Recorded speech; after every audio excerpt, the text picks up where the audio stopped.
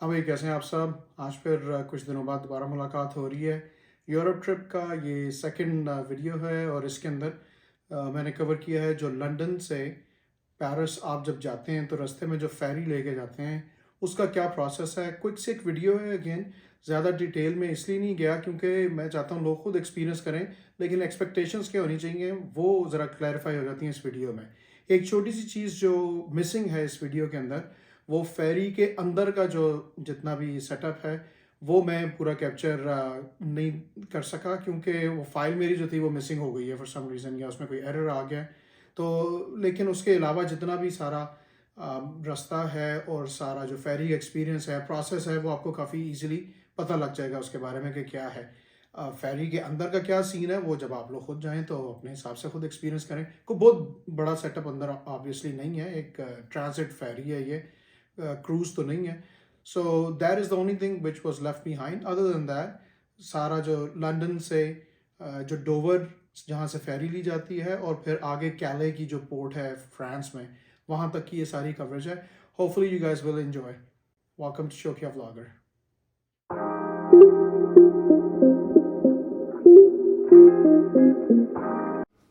अच्छा भाई, सुबह सुबह का टाइम है, हमारा जो सफ़र है उसका आगाज़ होता है।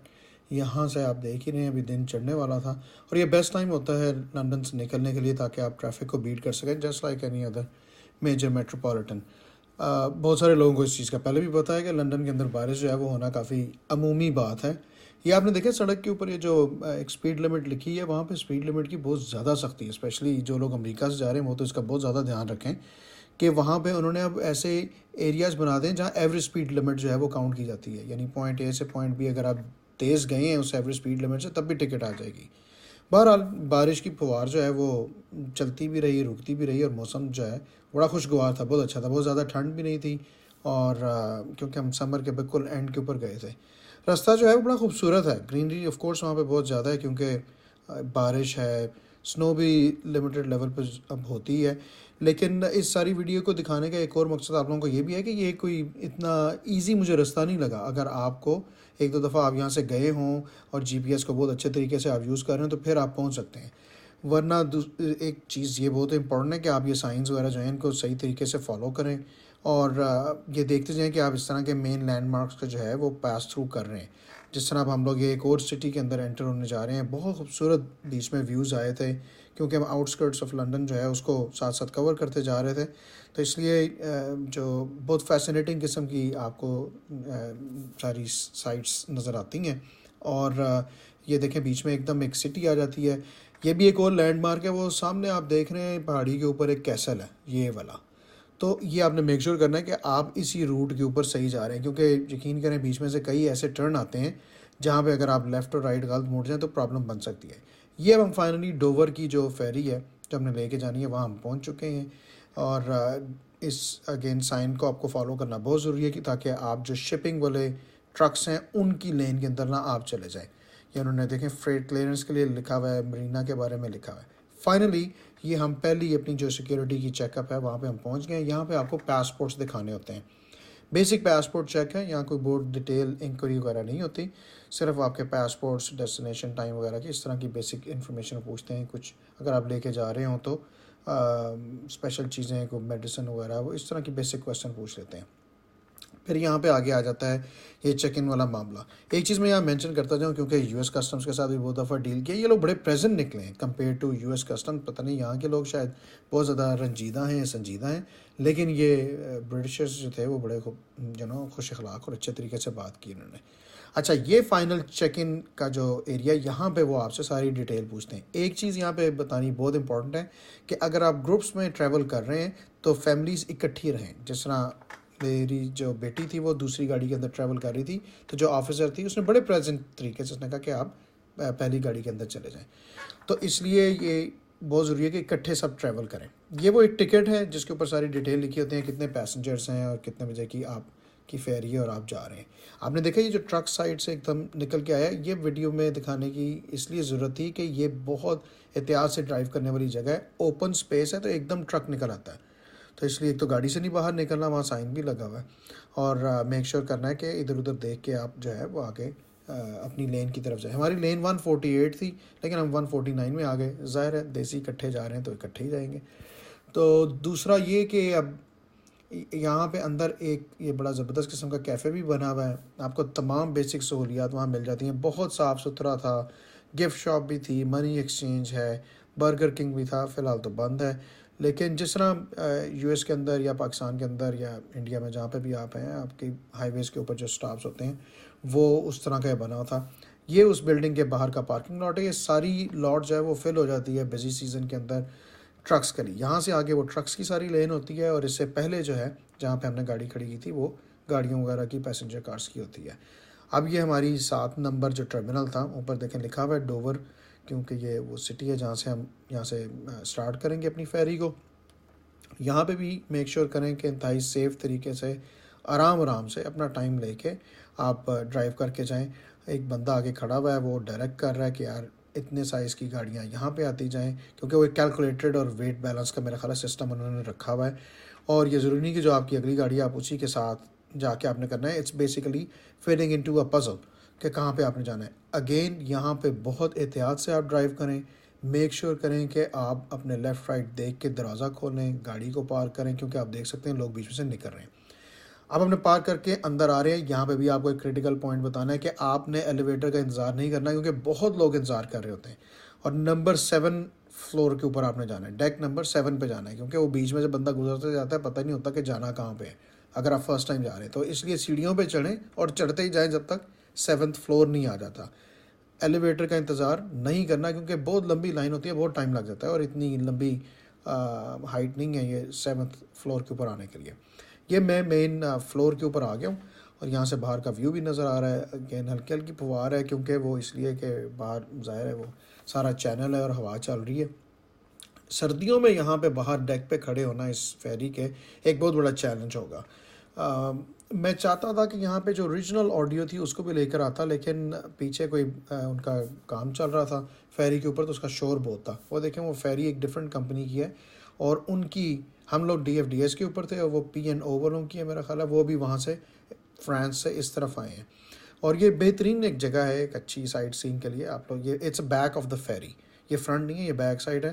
तो ये अब हमने अपने डॉग से हम लोग जो है वो इधर निकल आए हैं बाहर की तरफ और चैनल के अंदर जा रहे हैं। एक बाउंड्री वॉल उन्होंने बनाई हुई है जहाँ से बाकायदा आप चैनल के अंदर एंटर हो जाते हैं और हर डॉग के बाहर वो एक बाउंड्री वॉल सी बनी हुई है, जिससे पता लग जाता है कि भाई अब ये डायरेक्शन इनवर्ड है या आउटवर्ड्स है, किस तरह वो कर रहे हैं। बेसिक एक ट्रैफिक प्लान उन्होंने बनाया हुआ है। फेरी ओवरऑल बहुत साफ़ सुथरी थी। इवन बाहर भी आप देख सकते हैं, ये कोई ऐसा गंद नहीं है।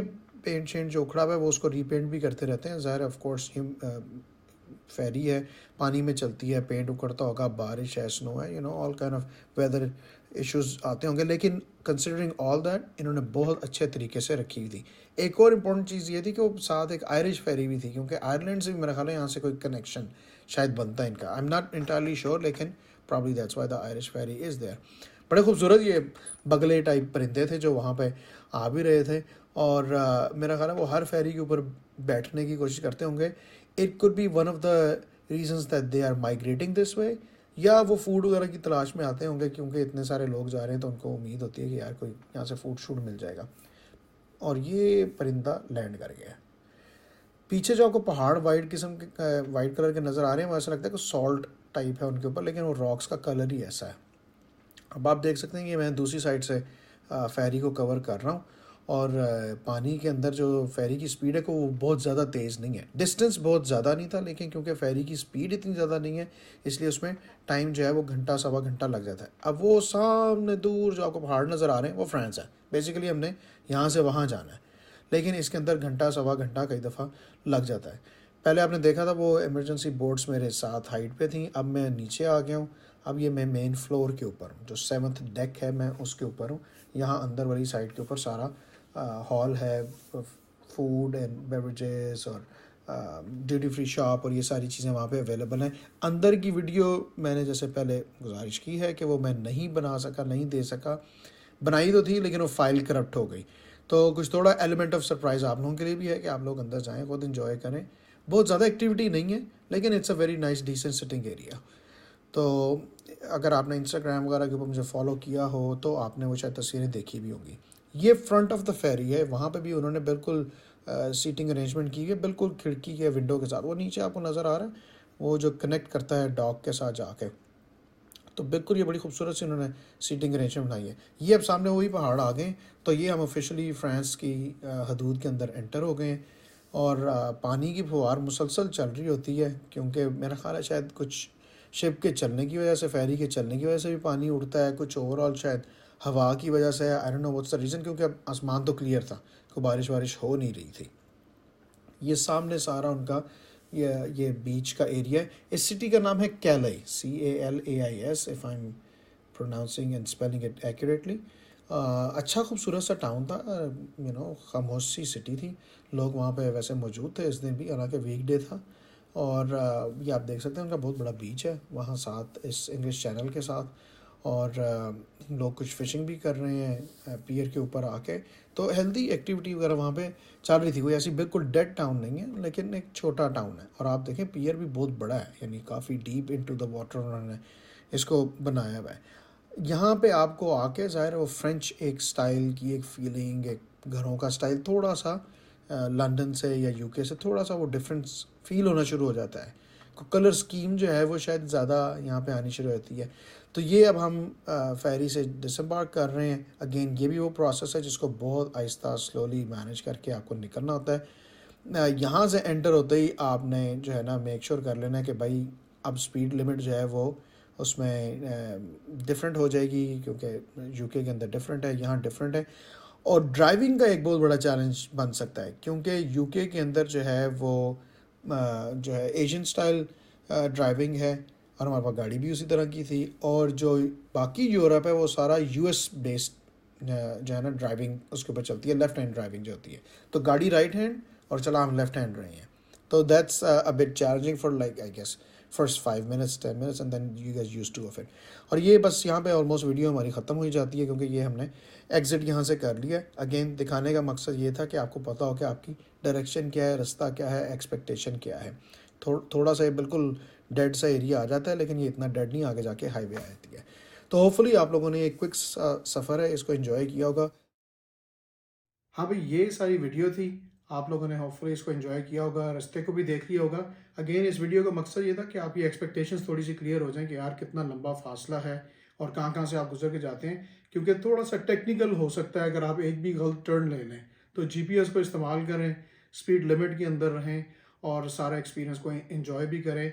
और स्पेशली जब आप कैले की पोर्ट पे उतर जाते हैं तो वहाँ जाके मुझे तो पर्सनली एक्सपीरियंस हुआ था कि it's like in the middle of nowhere.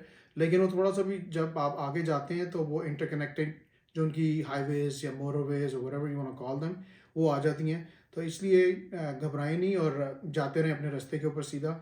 जहाँ पे कैले की पोर्ट पे उतरते हैं वहाँ से Paris itself it's about 2.5-3 hours drive. तो अगली वीडियो के अंदर उस सारे रास्ते को भी कवर करेंगे, थोड़ा सा पेरिस की भी एक्टिविटी को कवर करेंगे। Until then stay tuned.